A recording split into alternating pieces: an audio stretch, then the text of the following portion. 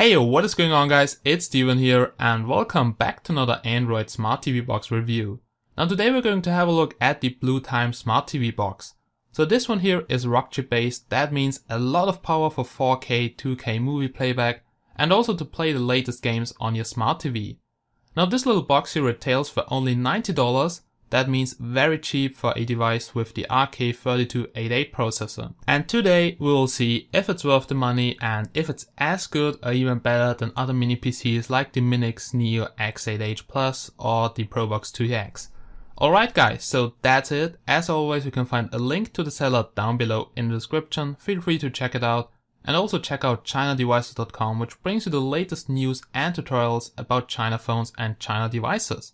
Okay, then now let's get started and let's have a look at the specs of this TV box. So as you can see, this little baby here is Rockchip powered. It features the RK3288 CPU. It's a quad-core CPU running with a maximum speed of 1.8 GHz and it features the Mali-T764 GPU. Now this GPU is faster than the MP450 which you can find in the Minix Neo X8H. Now here we can see 2 GB of DDR3 memory, so this is RAM. It comes with 8 GB of ROM, but you see there are different versions, but I've got the 8 GB version. It is running Android 4.4.2 KitKat straight out of the box, and it supports 4K, 2K, Full HD playback, and this should work without a lag. Also, H265 and H264 decoding shouldn't be a problem for this device here. Now as you can see, it comes with optical audio output, 4 USB 2.0 ports, and you can extend the internal memory with microSD cards up to 32 GB.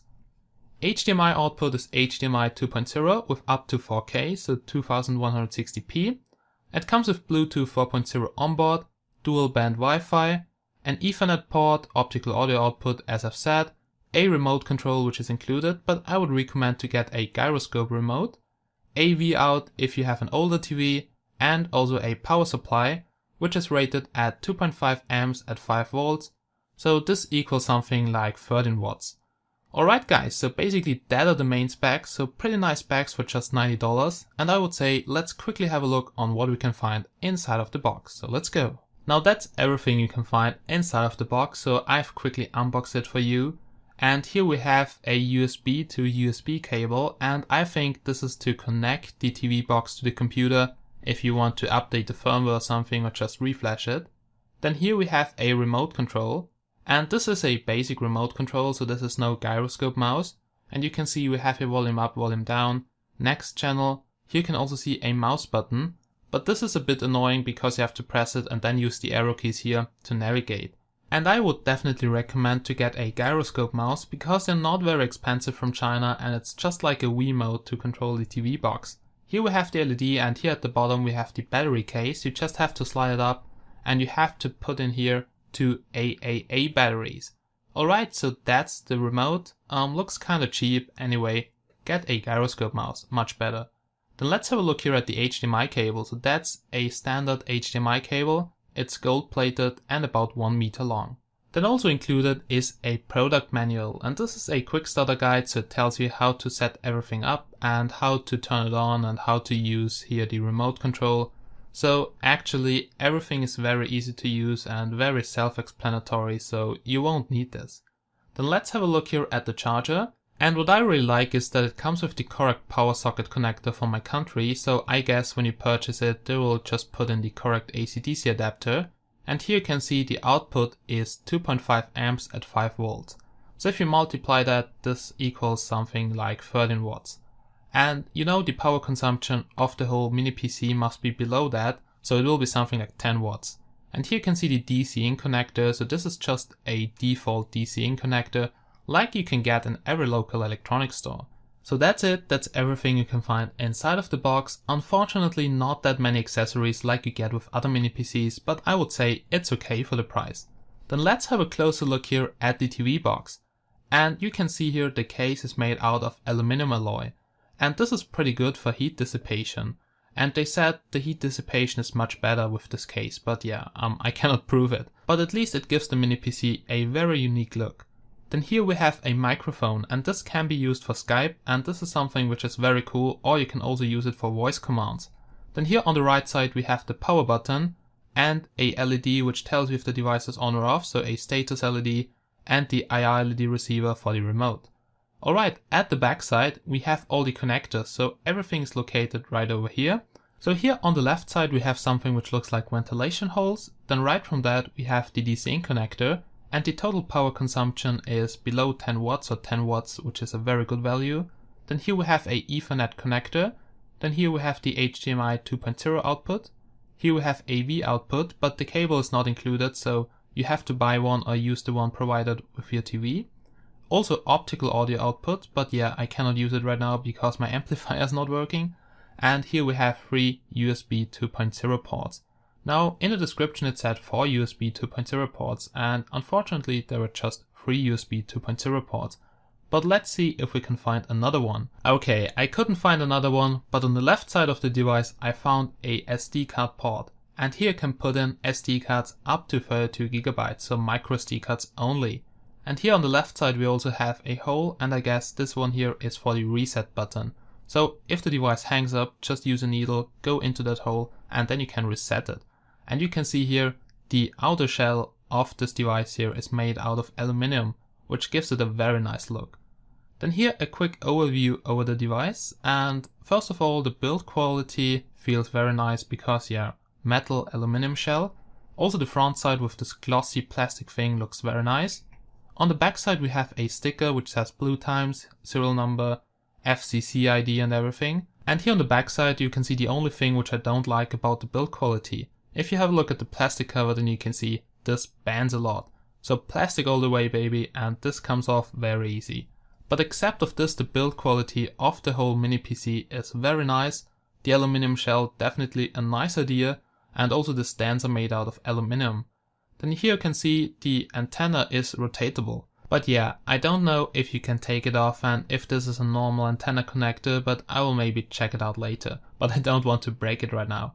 Alright, so this is the Bluetimes TV box, and I would say let's hook it up and then I will show you my rig. So the TV box is now hooked up, and here you can see some things which you can connect, but there are so many possibilities, and you can see a blue LED which indicates that the device is turned on.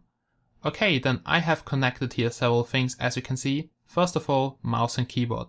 Just like on a computer, that works perfectly well and it's fully compatible and you don't have to install any drivers. Then let's have a look at this remote control.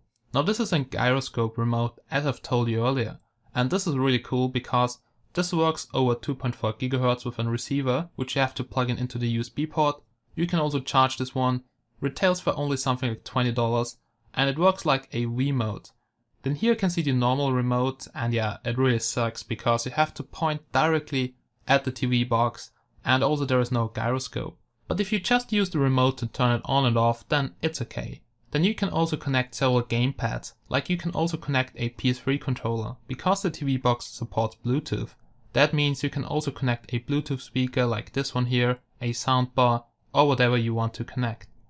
Now what is also very cool and which I use a lot is screen mirroring, and this allows you to stream the screen off your smartphone to the TV box. That means you can see exactly the same picture on the TV which you can see on your smartphone. And I think it's very useful to show people something, and I use this personally very often. If you don't have enough USB ports, you can connect a USB hub. Like I've connected here a 10-port USB hub just to one USB port, and this works perfectly well and you don't have to install any driver. Okay, so that are just some possibilities on what you could connect. But there are even more possibilities, so just check it out. And you can really connect everything which is compatible with Android, so just play around with it. And now let's see how it performs. Now first of all, let me show you how a gyroscope remote control is working. And in my opinion, this is much better and actually the best way to control your mini PC. You can get such gyroscope remote controls for $15 to $20, so they're not very expensive, and this one here is from Minix. I'm not sure if there's a Bluetimes remote, but this one here works perfectly well with the Bluetimes TV box. As you can see, this almost works like a Wiimote.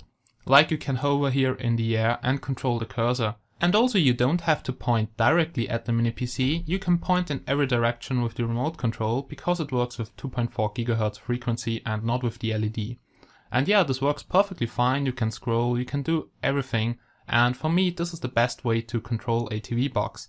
and it's definitely worth the money, but you can also use the default remote or just use a PS3 controller if you want to, because that's also a cool way to control it. So we're now here on the home screen of the TV box, and the TV box is running Android KitKat. As you can see, we have the Android status bar, so this just works like on a tablet or a smartphone, but just on your TV. Then here we have the App Center, so basically here the App Manager, and here you can access all the applications and also have quick access buttons to your favorite apps. But anyway, this is a custom launcher, and you can change the launcher to the normal Android launcher if you want to. But first of all, I would say let's go to settings and let's check out the features of the TV box. Now here we have wireless and networks. As you can see, I'm connected to Wi-Fi, and I have to say the signal quality is very good, but it's not that good, for instance, like on the Minix Neo X8H. But still good, as you can see, 65 Mbits. But just keep in mind that I'm filming this here in my cellar, the router's on the first floor, and for that the signal quality is pretty good. Bluetooth RK3288, and if I want to, I could connect to my In-Case Plus, works perfectly well, and later I will also use a PS3 controller over Bluetooth. Ethernet settings, and here also the settings for tethering and portable hotspot, because I will probably use this one here as a Wi-Fi hotspot in my home, because I need another one and I have 5 or 6 mini PCs right over here. But anyway, we have your home, and you can switch the launcher if you want to. So here we have the F launcher, the customized launcher, which I think doesn't look that nice, but you can also use here the default launcher or just install additional launchers from the Google Play Store.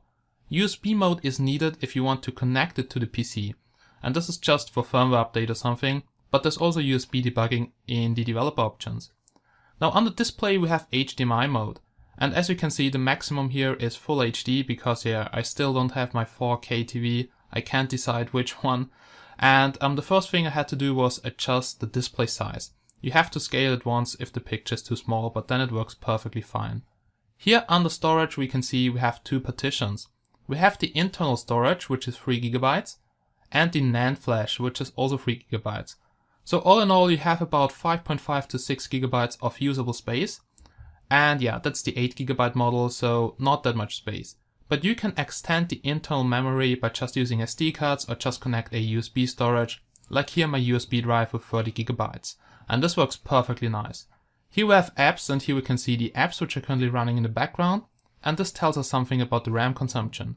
Here we can see it currently consumes 1 GB of RAM, and you still have about 1 GB left for some other applications. So the RAM consumption of the ROM is pretty okay, because 50% is a normal value, which you can find on a lot of devices.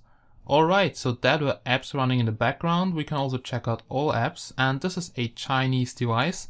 But anyway, you won't find any Chinese application except of the Google text input, which you can find right over here. But this is not spyware or something, so this is completely normal, and you can find it on a lot of China phones too. Here we have security, language and input, and you can set it to every language you want to. First of all, it was set to Chinese, so maybe you have to replace this. But yeah, that's it. Here we have some other options like printing and date and time. Also developer options, this is important here for USB debugging, if you want to connect it to the computer to root it or whatever. But you can also root it with towel root. Then here under about the device you can see it is running Android KitKat straight out of the box, but I can't tell you if there's a Lollipop update, but don't expect that there will be a Lollipop update because this device is very cheap, but maybe there will be one or a user port. Here we have system update, and this device supports OTA updates, so over-the-air updates, and that's pretty cool. Okay guys, so that's it, that were the settings, and let's have a look at the launcher. And this is the custom launcher here, and yeah, it looks okay. We have some very big tiles, just like on Windows 8. Here's still the Android status bar and everything. Everything is pretty good accessible, but I don't like the design of the launcher, so the icons are way too big for me, and I also like 3D launchers, but except of that, it looks kinda nice. Also here at the bottom we have a system bar for multitasking, adjusting the volume, or just to turn it off. Now it comes with all the media center apps and social media apps pre-installed you need, like Facebook, Twitter, Skype, YouTube, Netflix and XBMC. Now unfortunately there is no Netflix HD, so you're limited to 480p, but yeah, that's common on those Android boxes. Now here we have the App Center, so here the App Manager, there's also an APK installer, but you can install every app from the Google Play Store. As you can see, it comes with several apps pre-installed and you can easily root it with towel root and then just install SuperSU and boom, you have root access. And I've needed this just for the PS3 controller and for the screen recorder. But yeah, I would say let's have a look at the video application and let's try to playback a 4K file which has something like 500 megabytes, and let's see if it can playback it, and let's have a look at the frame rate. So let's go, guys.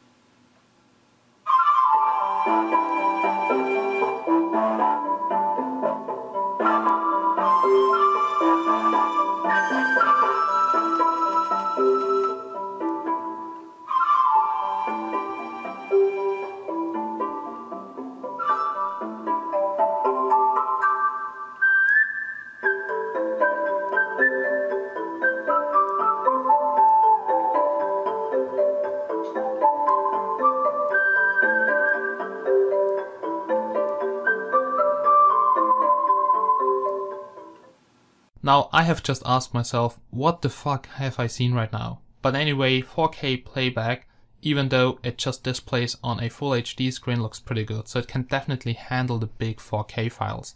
And let's have a look at the other applications. So we're now here back in the menu, and this was movie playback with the default video player. We'll have a look at XBMC just a bit later. You have a file explorer, and you could use this device here as a media player or media server. So for both things, it's actually pretty good.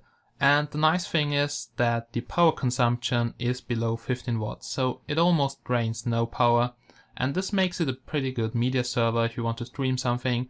So just attach a external storage with, I don't know, 2 terabytes, and then you can stream your movies. So there we go, guys. It also comes with XBMC, so Xbox Media Center pre-installed. It's now called Kodi and it's completely free. It opens up with an error message here that could be a plugin error or something.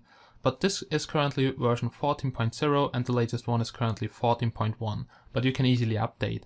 Now you can playback here your video files, as we'll do a little bit later.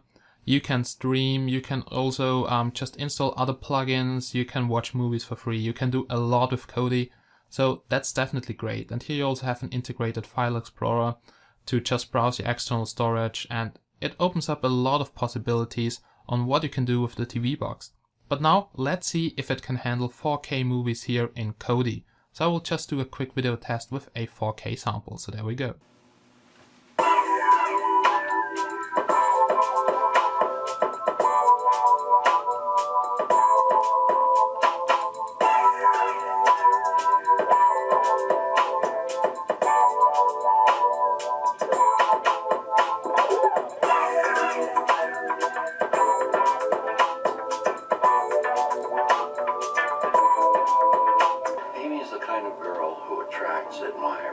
Whoever took her is bound to bring her back. I'm hoping you can tell me what this means. Want to solve Amy's treasure hunt?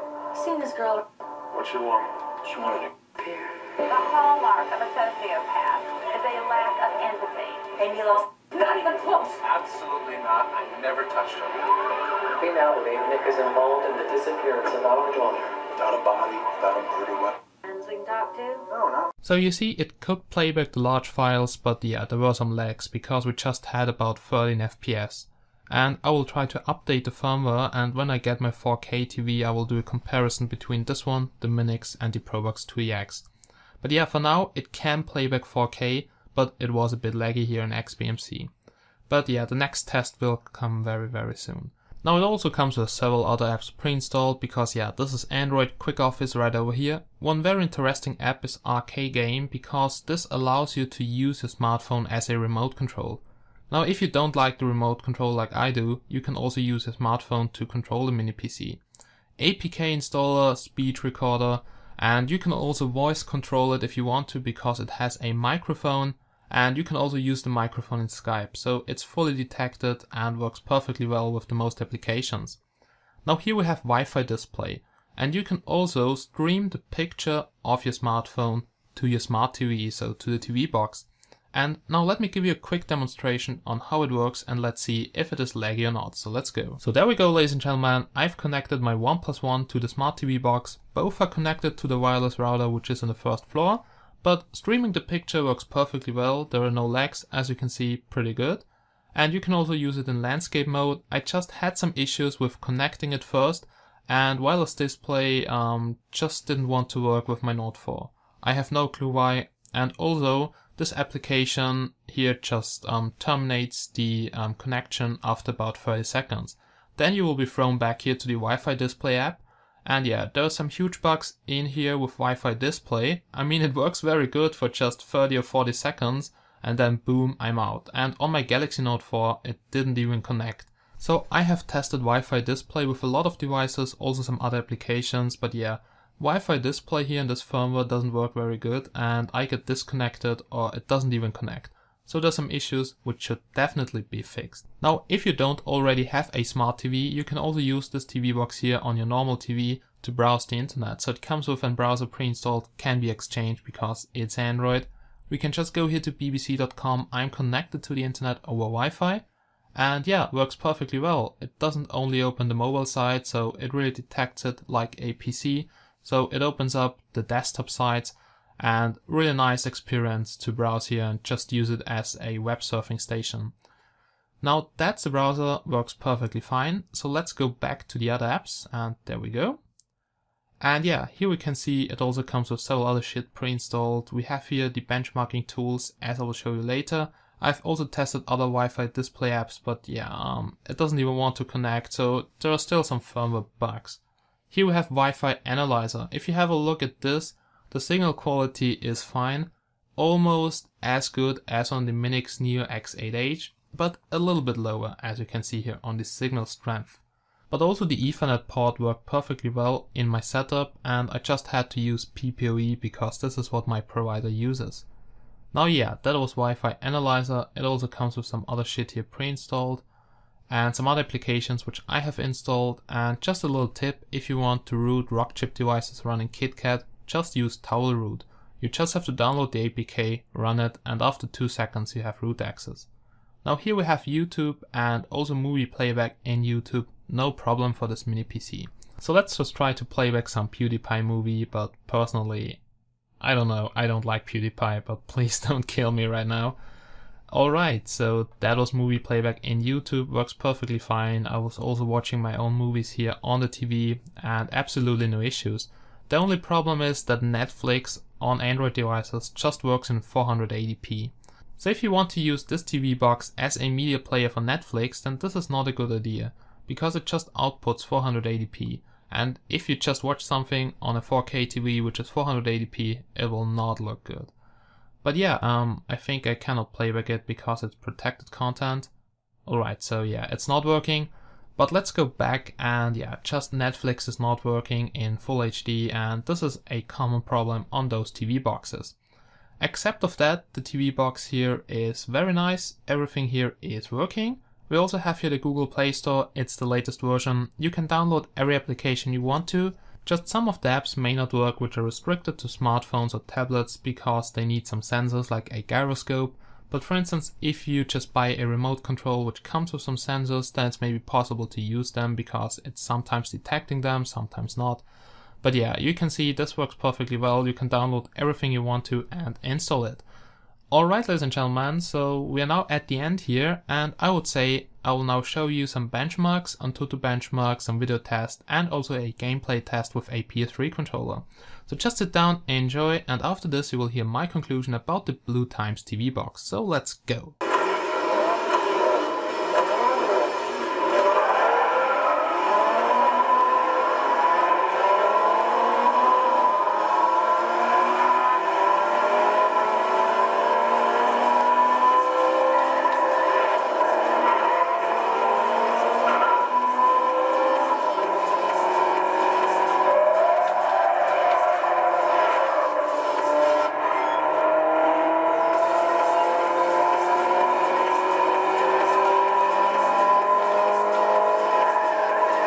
Damn it.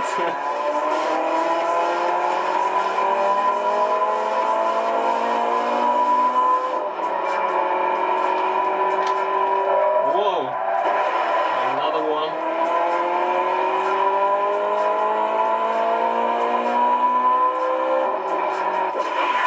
But still first.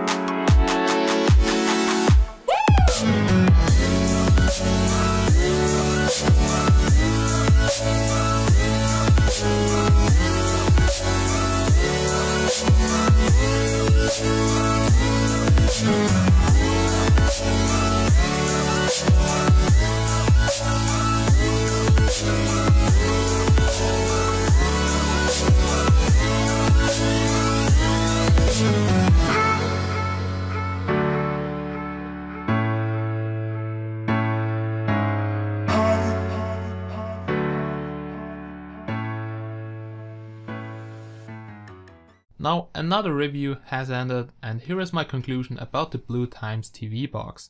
Regarding the build quality, I would rate it with 6 or 7 out of 10 points.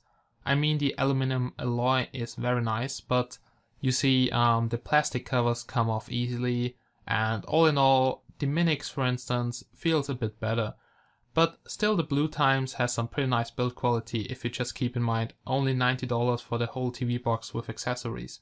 Now the performance of the TV box is good, but yeah, it could be better, so the firmware is not the best, and the RK3288 is very powerful. Also the Mali-T764 GPU should be very powerful on the datasheet, but firmware matters, guys, so I hope there's some firmware update which fixes the bugs I've experienced and also improves the performance a bit, because as you have seen, not that high score in the movie test, and also there were some lags in between, but the gaming performance was actually very nice, but I also had some lags in the launcher, so it could be improved. On the datasheet, the RK3288 is awesome, but yeah, firmware matters, guys, so the firmware should be improved.